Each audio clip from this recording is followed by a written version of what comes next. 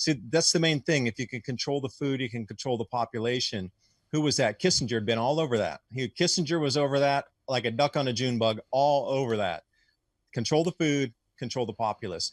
Energy, that's one thing. If you're too weak and you're laying on the floor, malnourished, I don't care if I put a brick of gold next to you. It's worthless, meaningless. If you can't even pick it up because you're so malnourished, I mean, that thing is worthless to you. Same with free electricity, free gasoline in your car. If you're too malnourished to drive your car, it's meaningless.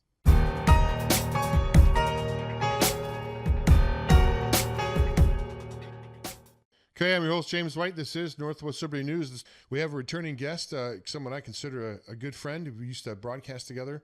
He's been on top of most everything you see going on right now that you see in the day-to-day news. He's been talking about for years. I'm delighted to have David Devine on the broadcast. He's one of the smartest cats I know, especially when it comes to weather patterns, food shortages, and things that he's been talking about. I mean, we've both been talking about for a long time. He has Adapt 2030 YouTube channel. I know now he's got, I think, over 100,000 subscribers on his channel. We're delighted for his success, and he puts out regular reports. He's really on top of everything that we're about to talk about today. David Devine, thanks so much for joining us here on Northwest Liberty News. Always a pleasure, and thank you for having me back so I can express part of my opinions today on how I see this as a grab for the global food supply. What you're seeing in front of you is nothing but a distraction to grab the global food supply before we go into less production from this year forward due to 400-year cycles in the sun, or perhaps this time a 2,000-year cycle in the sun. No, David, we've been talking about this. You've certainly longer than I, but we've had broadcasts after this. I've done numerous broadcasts. I think we had John. Man, boy, I can't remember. I hope John's doing better. He's the John Casey. John Casey. I tried to reach out to him today, as a matter of fact. Right, Upheaval, I think, was the book that he has. I was just looking at it earlier today, as a matter of fact.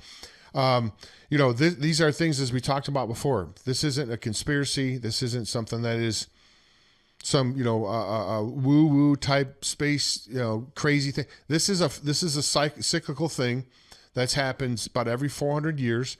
Now, I wasn't aware of the 2000 one. I know we've been talking about the 400-year cycle repeatedly, but this 2,000 years, have you done some deeper research since recently? Have you done some deeper research about that? And tell us about the 2,000-year cycle, David. Well, it could possibly even be a 3,600-year cycle, because both of these larger, more heavier, powerful cycles incorporate the 400-year cycle. If you take a look at 5 400-year cycles, that's 2,000 years, and 9 of the 400-year cycles is 3,600 years. So I'm basing my premise on the record grain production across all of Northern Africa, as well as the locust outbreaks and I should say swarms and whatnot, the largest in more than 100 years now, that seem to be signaling where the new grow zones are emerging. When we look at Iran, all-time record rains, and this goes back past the Silk Road trader days.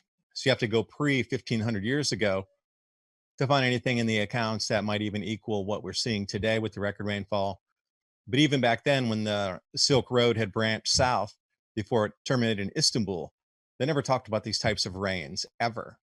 So you have to really wonder what kind of iteration and what type of more heavier, powerful cycle we're on, because there seems to be a lot of interest in North Africa, combining the underwater resources in Libya to irrigate using canals, as well as the increasing above ground rainfall to turn North Africa into the world's largest grow zone, as areas like North America, here in Canada, United States, parts of Europe, and China go offline. Now, China's been out there for a while with its projects, knowing the cycles, probably better than anybody, except for maybe what we stole from the indigenous and more ancient cultures as the planet was pillaged for 500 years. Now, there's still a lot of information in that, in codices, texts, etc. But going back and following the cycles based on trade and the trading routes, the sea route, the Southern Silk Road, and the regular Silk Road that we know, from the deserts out in Xinjiang all the way over to Istanbul, they mapped it out for 4,000 years. So Chinese know the cycles well. We obviously understand the cycles, and it all hinges on North Africa. Whoever controls that area to grow food is going to control the new century. Maybe that's a mouthful, but that's exactly where I'm at in my Well, research. I mean, if these things do come to fruition, David, and I don't see any reason why historically they should not. We're talking about, there's I'm up here in, northwest Montana. I'm not so sure, from what I'm understanding, depending upon who you talk to, we could have anywhere from 6 week to 2 week growing season, which of course is probably not even worth trying to grow. I mean, if you had, I think it was described to me basically this way, that you can probably, yeah, sure, you can still live in Montana, probably, but it's going to be so expensive because nothing's going to be able to be grown there. Everything's going to be trucked in. It's almost be like living on an island somewhere off of coast of Alaska or something.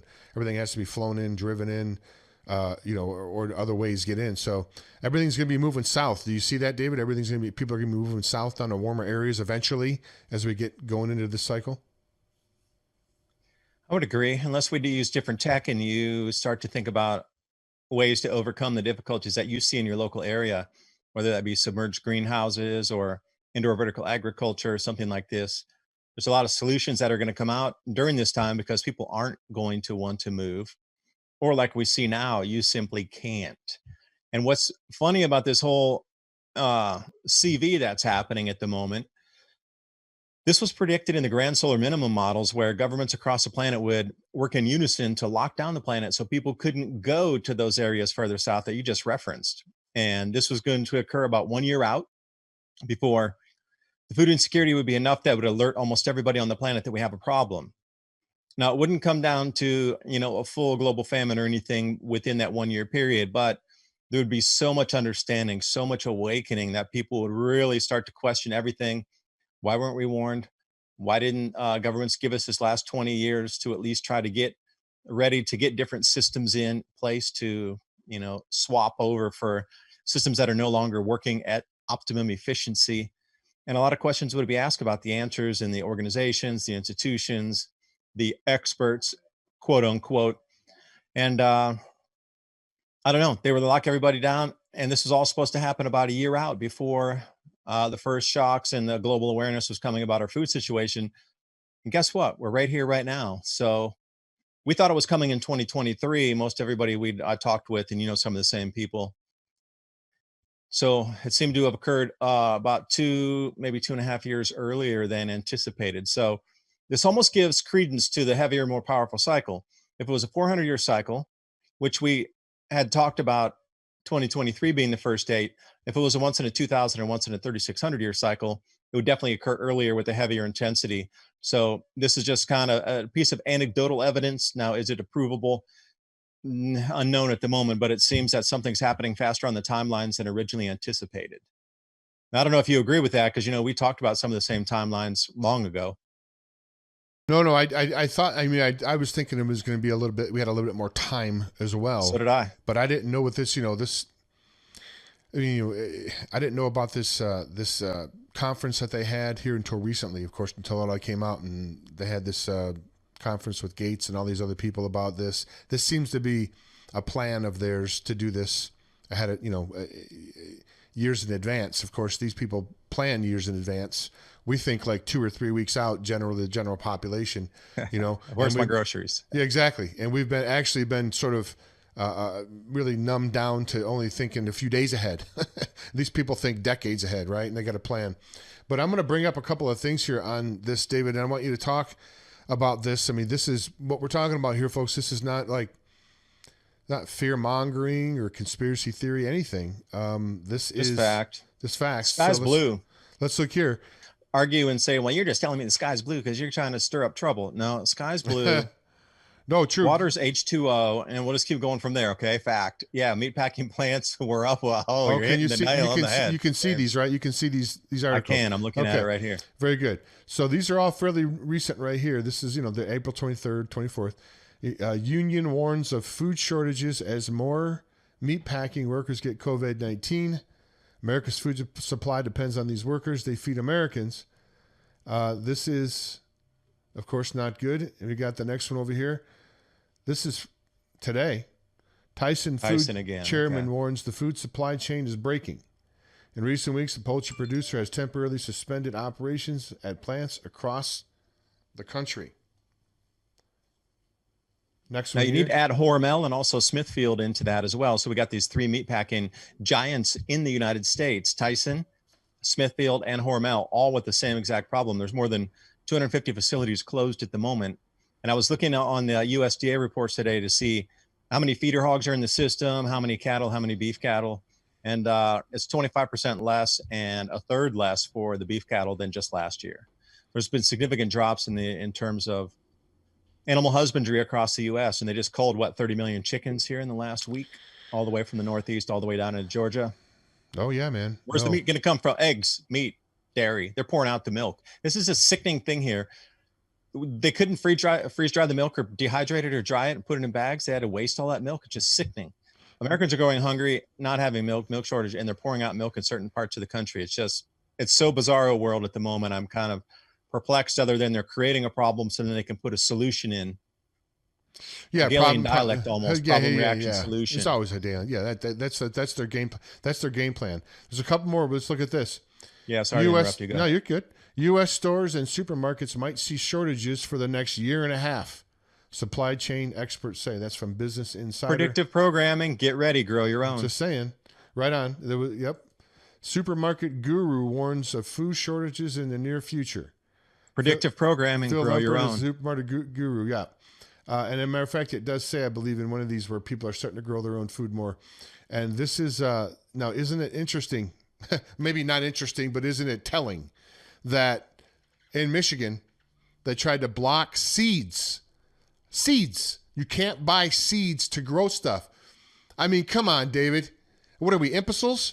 You can't tell that what that is they want to control. They don't want people to be sufficient. They want... But it is seem to be control of the food supply, because Celeste told me, and I think she's living up in Montana still, that they're forbidding and stopping all farmers markets this year from operating in Montana. Don't know if you've heard anything about that yet, but she had told me that all farmers markets are suspended for this year. So without the farmers markets, again, you're being directed right back into the food, conglomerate chain there. There's no option for you. And after I heard that, and I was reading a little more into it, talking to a friend of mine, I was like, it might be a crime to trade food in the future, just like you're alluding to there, where it would be an illegal activity for you to be able to trade produce because it didn't go through some check or whatnot. But really, what are you in for? I'm in for 5 years. What'd you do? Oh, I was trading tomatoes at the farmer's market. It's going to come down to something ridiculous like this. And you might laugh now and you might go, you guys, but wait until see, that's the main thing. If you can control the food, you can control the population. Who was that? Kissinger had been all over that. Kissinger was over that like a duck on a June bug, all over that. Control the food, control the populace. Energy, that's one thing. If you're too weak and you're laying on the floor, malnourished, I don't care if I put a brick of gold next to you. It's worthless, meaningless. If you can't even pick it up because you're so malnourished, I mean, that thing is worthless to you. Same with free electricity, free gasoline in your car. If you're too malnourished to drive your car, it's meaningless. Control the food, control the population. And you really hit the nail on the head. What it's all about is the big C word. It's about control. It's all always about control. And it's easier to control large groups of people than it is to control a few individuals. And you saw what happens with this herd mentality just with the toilet paper thing. Was not even a stomach flu. And so that got put out there, like you talked about. Somebody put out photos or images of people hoarding toilet paper, and then it just kind of went across the country, and everybody's hoarding toilet paper, and you couldn't even get toilet paper like in the local grocery store. And like I said, it's not even a stomach virus. So we're really kind of captured, David. We're really captured in a lot of ways, I think, sadly. Do you agree with that? Well, I think that was a psychological profiling done, because, like, let's just use Sam's or Costco. They know everybody's buying habits or, everything that's there because you have your card. They know who you were. Because some stores you can still go in and pay cash and they don't really know who you are unless you're using a points reward card. My own personal thing, when I was in Sam's and everybody had carts full of toilet paper, I had an entire cart full of food with zero toilet paper, and they were probably looking at me like, "Who's this idiot with no toilet paper in his cart?" And I'm looking at them going, "Thanks for not buying all the food. You guys keep buying the toilet paper." But imagine the psychological profiling you could get from that to see the herd mentality, who was driven to buy the paper, who was driven to buy extremes amounts of paper, who, like myself, didn't buy it at that time. And you get a whole bunch of demographic information in terms of how the human's operating based on the stimulus input. So this whole toilet paper thing, I think, was just a psychological profile to see, what the reaction would be of a certain number and demographics of people, and then they're harvesting that information to see when they go around 2.0 in November, what's going to happen. Now that might be, I don't know, too far fetched, but I don't know if you agree with that. Oh, you bring up a good point. I know here's what I'm curious to know is typically we've had these famine issues in like third world countries, right? We've seen the commercials on TV with Sally the Struthers. children, right? Swollen stomachs, and it's usually probably in sub-Saharan Africa, maybe, or something with it's you know what I'm talking about. That's always been considered sort of a third world thing, right? Do you think that we are? I mean, and then of course you don't have a crystal ball, but this could turn in. We could see that kind of famine in certain parts of this country if people don't start growing gardens. That's what I'm going to do. I want to talk about a little bit later on. We're going to talk about growing a garden and how to get started, and because that's a lot of things people, the fear thing. People are afraid to even try sometimes. And Oh, super easy to do. right, it's just it's soil and seeds and like water and sunlight. I mean, you got And your love with some fertilizer right on, and a deer fence where I live. You have and to a have rabbit fence and safe traps to try to get the raccoons, the possums, the squirrels that are going to nibble everything, the slug repellent with sand and a few others too. By the way, it's not going to be like, hey, throw a seed and you got like a bountiful right, garden. You got to take care of it. right. But my point being is, it's doable. It's doable. The ground will yield this for you. So are we seeing without some real education and some real action here, David, by people, as far as like learning how to can, learning how to grow, maybe getting a chicken or two, we could see a real in certain pockets, especially these large urban areas. This is when you get caught in a large urban area without really any food. Escape from New York was the movie I think that came out a few years back, and that's not an impossible situation if people go hungry. Those of you listening, James and I, we didn't talk about what our content was be, especially down to this level. But I had this book right here. Let me bring it down in the frame. Nice. Oh yeah. Yeah, There you because I'm go. already starting. And this is the fermentation can where you only have to do 10 minutes. You don't have to put it under pressure and, have that scary monster that might blow up and scare the kids. This is just, put it in the hot water for 10 minutes. And it's going to be generally like pickles and different kind of acidic foods, more vegetables, and you can make jams and this type of thing and preserve it and ferment it, keep it, can it. You need jars, you need lids for this. I think a lot of people have jars. You can get a lot of used jars from spaghetti sauce. You can reuse a lot of different jars, but it's the lids are what's going to be the thing. So if I was in a store and I had a chance to choose A, B, C, or D, would I buy the jar, the lid, or the ring? I would definitely go for the lid every single time because you can always find jars that can be reused, but it's very difficult to find the lids. If you run out of the lids, you just run out of everything. But anyway, you're going to have to learn how to, think like your grandma is the way we're going to have to go. And I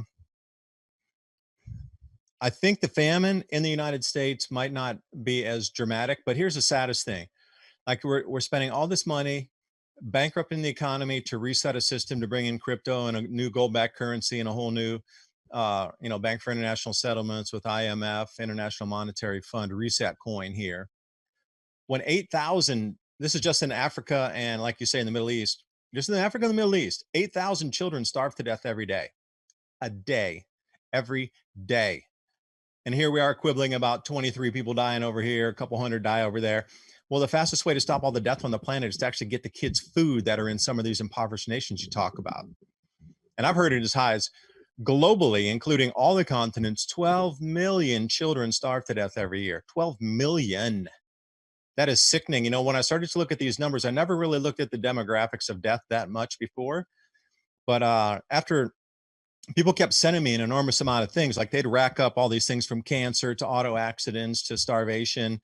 And this little COVID thing is so far down on the chart that it's just like one pencil mark in comparison to, the 12 million deaths from food every year. And then way down at the bottom, we have like 40,000 scratch on that 12 million line. It's just really a tiny little mark in that whole thing. And we stopped the entire global economy. So it's got to be something way more grandiose than just trying to protect you. Because, these large corporations and governments don't care about you. They don't want to protect you. They could care less about you. You're just a cog in the machine. That's why they give you a social security number, because you're nothing more than a number in the Borg. The hive mind Borg, you're a number. That's all they care about. How much tax money you're bringing in, what kind of work you can put toward the greater machine, and that's it. And now suddenly they're so caring about your health that they want to lock down the entire planet's economy. Nope, it's a reset. And this grand solar minimum would reset it anyway. So famine here, I doubt it. We have a lot of resources. Like for America, there's only 5 countries in the world. There's another factoid that you might like. There's only 5 countries in the world that produce enough food for their entire country, plus they can export enough to feed 10 more countries. We're one of them. So when you look at that, the amount of available grow food, even if you just kind of wild forage through the forest, you could still find food. In the cities is a different animal. But if you start getting out in the countryside and the demographics spilled out of the city and started to fill up all the croplands, the Midwest, and all these other places, and it spread out more evenly than all these densely packed cities, I think that people will grow their own food and there wouldn't be such a thing, especially if you learn how to raise chickens. That's easy. You had a pond, you had fish, frogs, turtles, you know, get some birds, rabbits. Ask you start a farm. All right, let me I take a do quick. have, Let me take a quick. actually. This isn't anything that needs to be a disaster in your life, because there's always like opportunities when these type of things happen.